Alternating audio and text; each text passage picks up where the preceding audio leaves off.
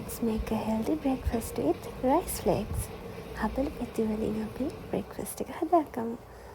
හබල පෙති සෝදලා අරගෙන ඊට පස්සේ වතුර අයින් කරලා මේ විදිහට ලුණු, සුදු ලුණු, කරපිංචාරම්පේ හොඳට පිළිගැදගෙන මිරිස් කුඩු, කහලුණු, 3-5 කුඩු ගම්මිරිස් වගේම කෑලි මිරිස් ටිකකුත් ඔයාගේ රසායන එකතු කරලා අමු මිරිස් කරලක් ලුණු ගෙඩියක් පොඩියට කපාගෙන මේ විදිහට ටෙම්පරාදු කරගන්න.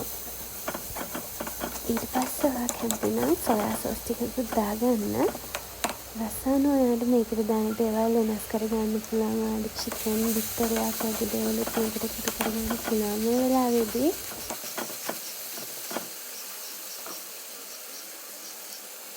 මේ ටික හොඳට ෆ්‍රයි වෙද්දී අපි අර සෝදාගත්ත හබල පිටි ටික එකතු කරගන්නවා.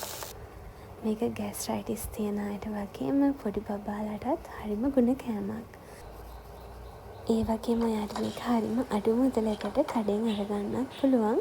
හබල පිටි ග්‍රෑම් 200ක්ම වෙන්නේ රුපියල් 150ක් වගේ පොඩි ගාණක්. හරි, දැන් මම මේකට බිත්තරයකුත් ෆ්‍රයි කරගත්තා. එහෙනම් ගිහින් එන්නම්. Thank you for watching.